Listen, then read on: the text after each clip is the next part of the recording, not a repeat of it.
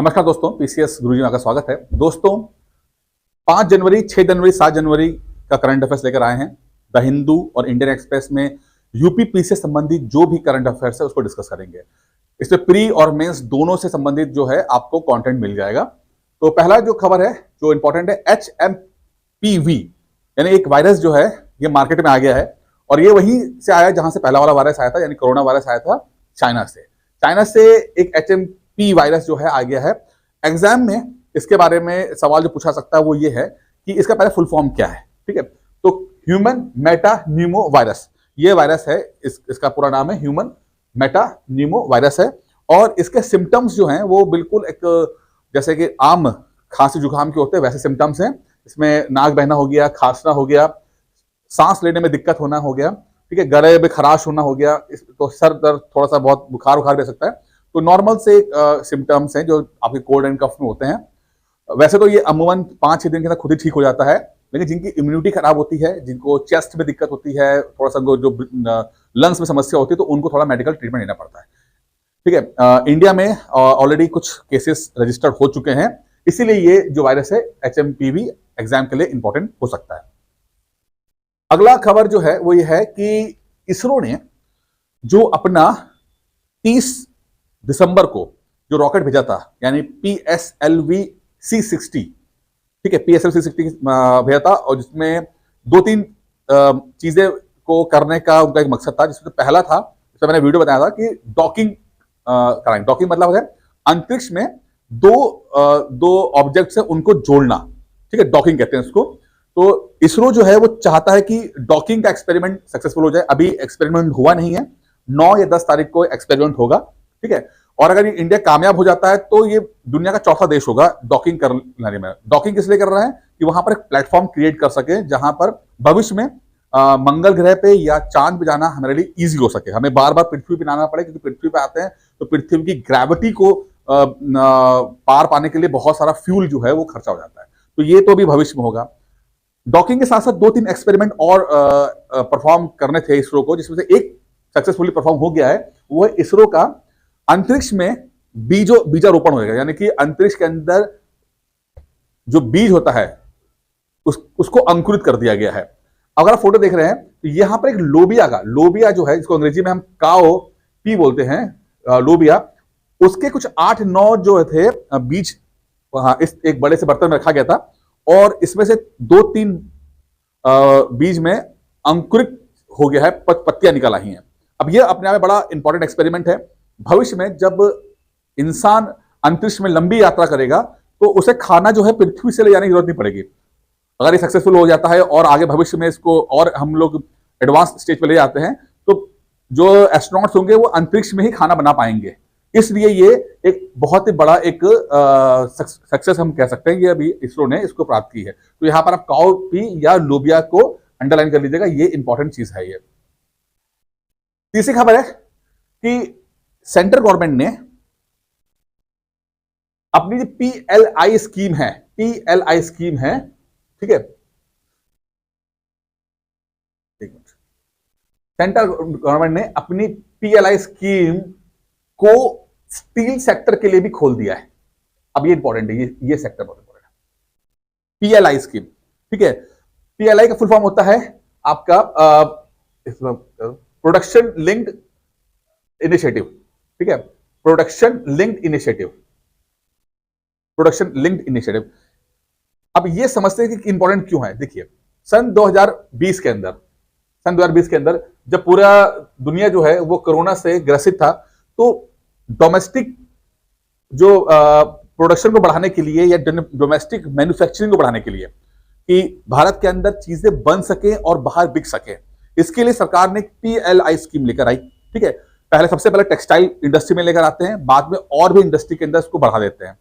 इसमें सरकार क्या करती है, सरकार इसके अंदर ऐसे सेक्टर को सपोर्ट करती है फाइनेंशियली रूप में या बाकी चीज तरह से, जिसके अंदर बाहर से रेवेन्यू आने का, पैसा आने की संभावना ज्यादा, यानी कि ऐसे सेक्टर जो एक्सपोर्ट, जिनकी संभावना एक्सपोर्ट करने की है। टेक्सटाइल है, टेक्सटाइल अगर अच्छा करेगा तो विदेशों से पैसा इंडिया आएगा, तो ऐसे सेक्टर पकड़े गए जो बाहर का पैसा इंडिया ला सके।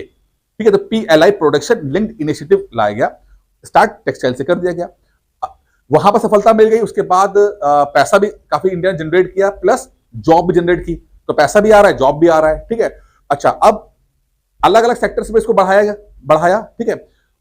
अब हालत यह है कि इसको फिर से और बढ़ाया जा रहा है, दूसरे सेक्टर में लाया जा रहा है, जहां पर पीएलआई 1.1 स्कीम लाई जा रही है, पीएलआई 1.1, यानी कि अब स्टील के अंदर भी इसको ला रहे हैं। तो यहां पर इनिशिएटिव देखा जा रहा है कि भाई स्टील से हम लोग पैसा कैसे कमा सकते हैं, अगर स्टील को एक्सपोर्ट करके हम पैसा कमा सकते हैं, तो ये नया सेक्टर है जिसके ऊपर सरकार जो है ये कर रही है कि इसके ऊपर अपना इन्वेस्टमेंट या यहां पर जो है वो चीजें को ध्यान देगी, जिससे कि हम इन स्टील सेक्टर से हम कुछ पैसा जनरेट कर सके, ठीक है। तो ये इंपॉर्टेंट चीज है, इसको आप ध्यान रखिएगा। ये डोमेस्टिक मैन्युफैक्चरिंग के लिए होता है कि ऐसे सेक्टर से पकड़ना जिसके अंदर एक्सपोर्ट करने का मादा है या जिसके अंदर पोटेंशियल है, इस बात का ध्यान रखिएगा। ये बहुत इंपॉर्टेंट है, प्री और मेंस दोनों के लिए इंपॉर्टेंट है। और पीएलआई स्कीम 1.1 की यहां बात हो रही है, ठीक है।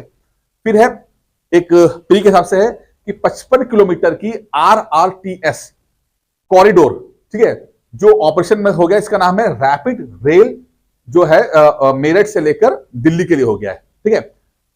मेरठ और दिल्ली का जो 55 किलोमीटर का जो रास्ता है उसको रैपिड रेल के माध्यम से पूरा करने की कोशिश की जा रही है। और इसमें यह हो रहा है कि हर 15 मिनट के अंदर एक नई गाड़ी आएगी और मेरठ और दिल्ली का जो रास्ता है वो कम से कम समय में पूरा कर सके, जिससे कि जो डेली यात्रा करते हैं लोग, उनको हाई स्पीड से या जल्दी, मतलब तेज गाड़ी के माध्यम से वो जल्दी जल्दी दिल्ली पहुंच सके और अप डाउन कर सके मेरठ टू दिल्ली, ठीक है। तो इसी के तहत ये आरआरटीएस जो है वो किया गया और इसको इसमें नमो भारत ट्रेन का लॉन्च हुआ है, नमो भारत का है ये, ठीक है। इसमें यहाँ पे दो चीज हुई है, एक नमो भारत ट्रेन इनिशिएटिव हुआ है, Namo Bharat train from the Sahibabad to New Ashok, यहां पे किया गया। एक तो हो गया नमो भारत हुआ जिसको आरआरटीएस के साथ आया, प्लस यहां पे एक चीज और भी हुई है, मोदी जी ने ना एक कार्ड से टिकट परचेज किया है, NCMC, national common mobility card.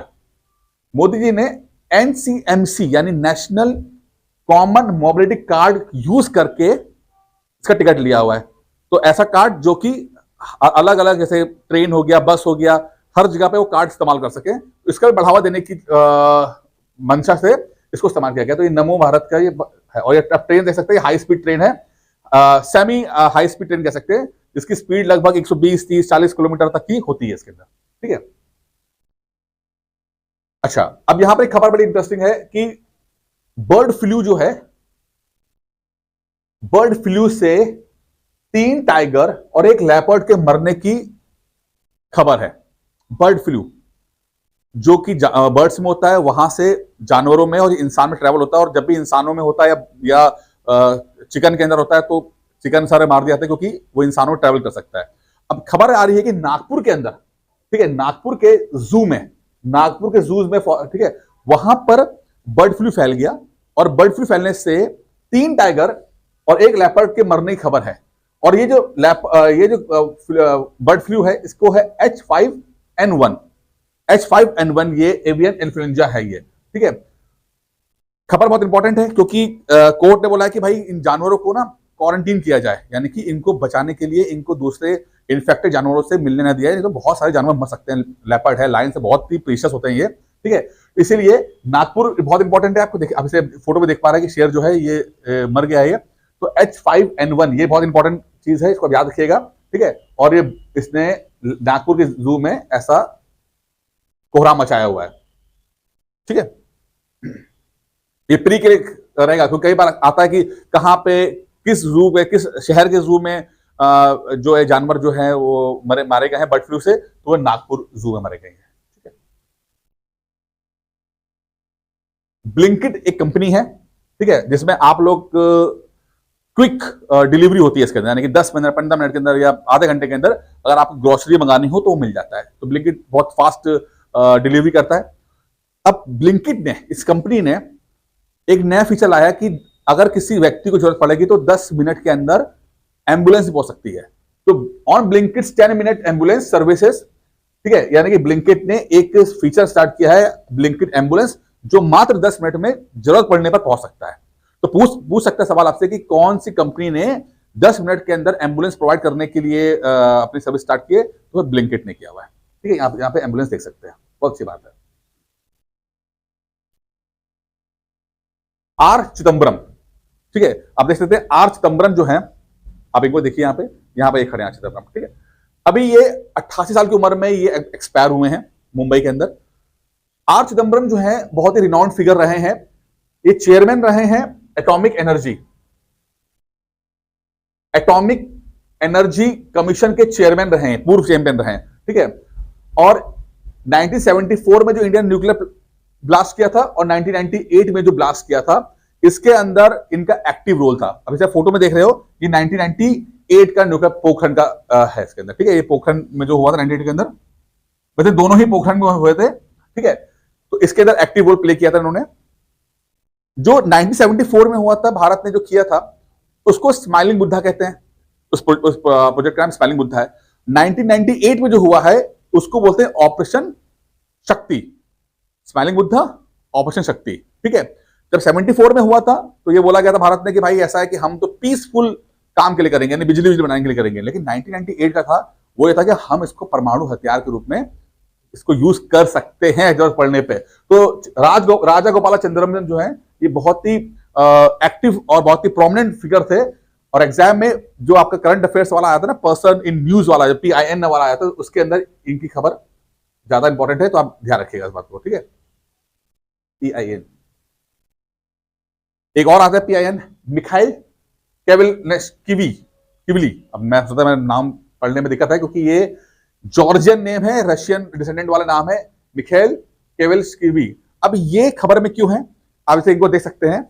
ये व्यक्ति जो है जॉर्जिया का नया राष्ट्रपति बना हुआ है। आपको पता है करंट अफेयर्स में एग्जाम में आता है कि कौन राष्ट्रपति बना, कौन प्रधानमंत्री बना, ठीक है। तो जॉर्जिया कंट्री के ये राष्ट्रपति बने हैं नए, ठीक है। और ये अपने टाइम पर बहुत बड़े फुटबॉल खिलाड़ी रह चुके हैं, जॉर्जिया के फुटबॉल टीम में थे, ये बहुत बड़े खिलाड़ी थे, बहुत अच्छे लेवल पे खेलते थे। तो प्रेसिडेंट ऑफ जॉर्जिया है। जॉर्जिया को अगर देख सकते हैं आप यहां पे, तो जॉर्जिया एक छोटा सा कंट्री है, ठीक है। और जॉर्जिया जो है आप यहां देख सकते हैं कि ब्लैक सी से कनेक्टेड है यहां पे, ठीक है। जॉर्जिया ब्लैक सी से कनेक्टेड है। तो अगर आपको सवाल पूछ सकते हैं तो ये इसकी डेमोग्राफी रखेगा कि ऊपर से रशिया हो गया, इधर से ब्लैक सी हो गया, अर्मेनिया और अजरबैजान इधर हो गया, ठीक है।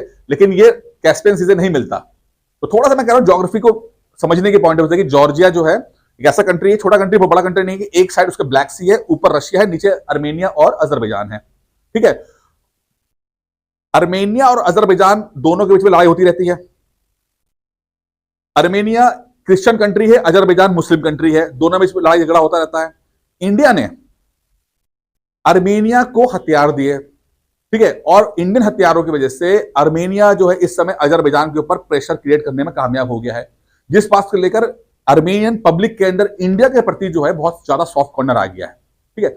अजरबैजान जो उससे पहले टर्की के ड्रोन और इधर उधर के बहुत इस्तेमाल कर रहा था, पहले उसको लगा कि इंडिया के हथियार इतने मजबूत नहीं होंगे, लेकिन जिस तरह से इंडिया के हथियारों ने अर्मेनिया और अजरबैजान की लड़ाई में पार्टिसिपेट किया और अपना एक्टिव रोल प्ले किया, इफेक्टिव रोल प्ले किया, अजरबैजान ने थर्ड पार्टी के माध्यम से इंडिया को मैसेज भिजवाया कि भैया हम भी हथियार खरीद सकते हैं, बस आप शर्त है कि अर्मेनिया से आप उनको हथियार मत दो। तो इंडिया ने कहा भैया ऐसा है, अगर आपको लेना को ले लो, हम आपको दे देंगे, लेकिन हम किसी ऐसा नहीं कि अपनी गद्दारी नहीं करेंगे अर्मेनिया को, ऐसा नहीं कि अर्मेनिया को बीच में छोड़ देंगे, ऐसा नहीं होगा, ठीक है। तो इंडिया के इस बात से लेकर इंडिया की जो क्रेडिबिलिटी है वो अर्मेनिया में बहुत ज्यादा बढ़ गई, प्लस जो परफॉर्मेंस हुई उससे इंडिया के हथियार बढ़ गए। आप अंदाज बात से लगाओ कि इंडिया इस समय लगभग 2 बिलियन डॉलर का एक्सपोर्ट कर रहा है आपका हथियारों के अंदर, डिफेंस में 2 बिलियन डॉलर का एक्सपोर्ट हो रहा है, और उम्मीद है कि अगले कुछ सालों में ये 2 गुना या 3 गुना हो सकता है इसके अंदर।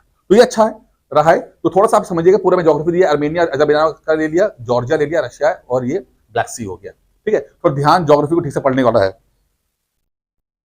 पंचायत से पार्लियामेंट 2.0, पंचायत से पार्लियामेंट 2.0, लगभग 500 ट्राइबल वुमेन्स, ठीक है, जो कि मतलब होता है ना पंचायत में होती हैं, ऐसी 500 रिप्रेजेंटेटिव पंचायत की प्रधान होंगी या पार्षद होंगी। तो ट्राइबल आदिवासी रिप्रेजेंटेटिव्स को पार्लियामेंट में ले जाकर, संसद में ले जाकर उनको ट्रेन किया गया है, ठीक है, जिससे कि उनको भारत के संविधान में या जो सिस्टम है भारत का उसमें उनको और भी अवेयरनेस फैले। तो 500 वुमेन रिप्रेजेंटेटिव फ्रॉम लोकल